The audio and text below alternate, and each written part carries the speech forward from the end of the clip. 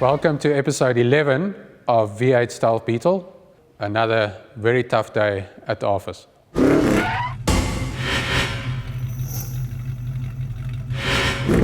The most important part is that the radiator was completed. The last time we spoke about the core and the position of the radiator, but now we have finished the radiator, which was quite a process.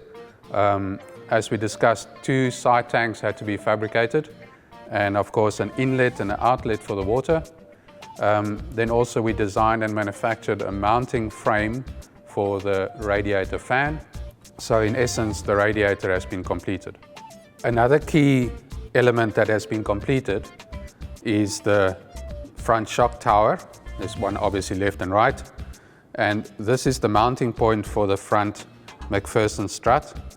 The strut absorbs the wheel movement up and down, but it also gives us a pivot point for when the wheel turns left and right for steering. So this has all been finalized. As you can see, it's not been powder coated or anything, but the design has been completed. Apart from finishing these items, I'd also like to show you a few things we've done in the engine bay. So within the engine bay, we have completed all the chassis panels behind the firewall. As you can see, that side we've got a recess for the alternator, which is a part of the engine that interferes. This side we've got the battery. And then apart from the chassis panels, we are busy with the engine cradle. The engine cradle houses and holds the engine and the gearbox. Also it holds the suspension. The suspension holds these big boys. And I think to best explain it to you, we're actually going to take the body and just put it back onto the chassis so you can see where all these bits and pieces fit in.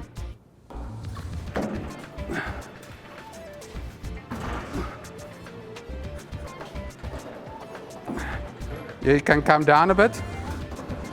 Come down a bit, slowly, slowly. It looks good. Come down, come down. Yeah, yeah. Okay, we're there. That looks great. As you can see now, the new chassis, the new aluminium chassis, and the way it integrates with the old body. So we go from the firewall, and from here on is the old Beetle body. So Rene, what do you think? Everything fine. I have enough room for my legs. And only thing is, I would like to have the car as a left-hand drive car. Yeah, we'll definitely do left-hand drive. Probably most of them will be left-hand drive, and we'll be doing right-hand drive. Okay.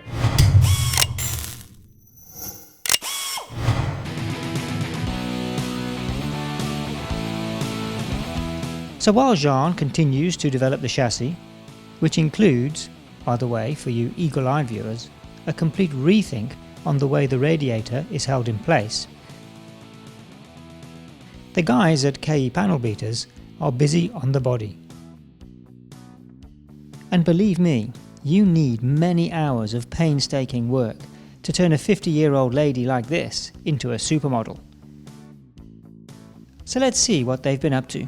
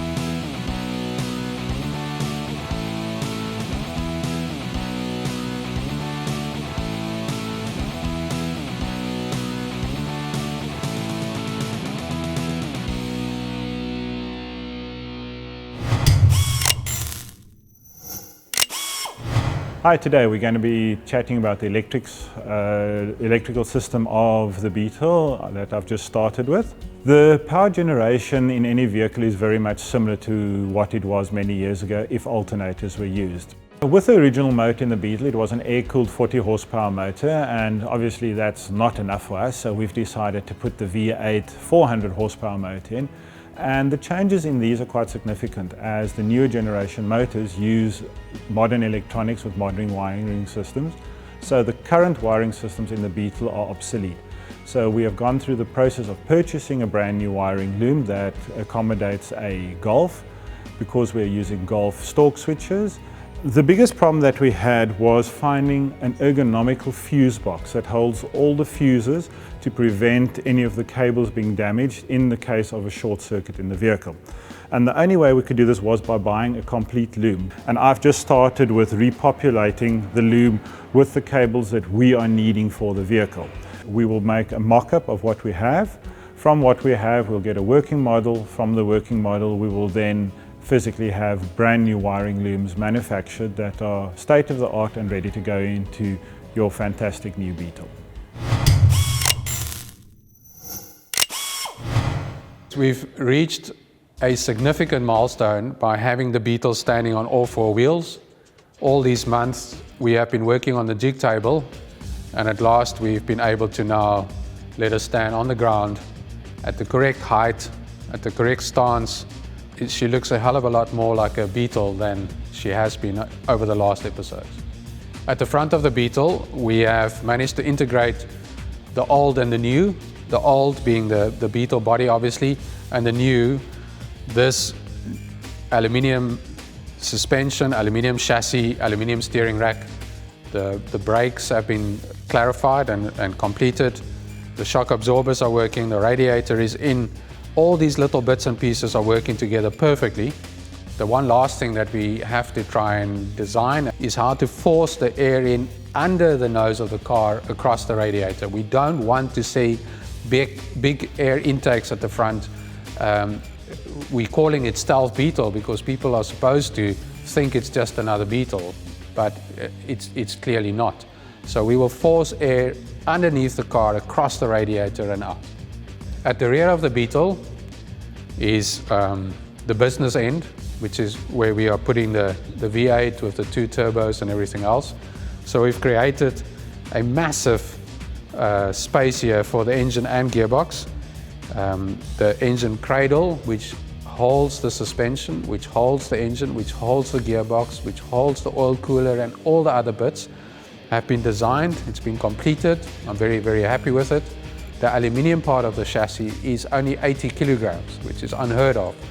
So we are working very hard at getting the weight of the car as low as possible, because then the horses have even more effect on the performance of the car. As far as the interior of the Beetle is concerned, we have the 2 racing seats. We have the pedal box, we have the gear shift, we have the handbrake, we have the steering, we have the gauges. All of those things have been finalized. And obviously once we've got a sprayed body on here, the actual body, there will be carpeting and all kind of stuff still going in here. But we're very happy with what we've achieved. It's all coming together very nicely. There's nice leg room. I'm over the moon with the design. When I say that it's all come together very nicely, it might not be entirely true. We did have one major hiccup. There's been lots of little hiccups. They've all been able to be solved, but we had one significant hiccup and there was no way of making it go away. When we started putting the pedal box together, it was quite clear that the pedals had to be what's known as hanging pedals. So there is a shaft and the pedals hang down off the shaft. The pedals can't be on the ground looking up because we have got suspension complications and we have suspension in the way. So anyway, so we have the shaft that's running across the car in the horizontal, and there was no way of moving it. Couldn't go up, left, right. There was only one place where it would work, but it was exactly at the same point where the steering shaft goes down to the steering rack.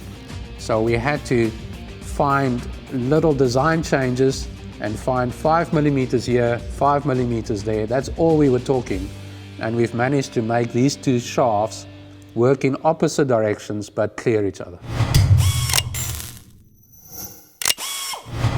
So in episode 12, we'll be looking at all the technical challenges putting the engine and gearbox into the engine bay. So we'll have the engine, the gearbox, 2 turbochargers, an intercooler, oil cooler, all the bits and pieces that we need to make this beast go forward.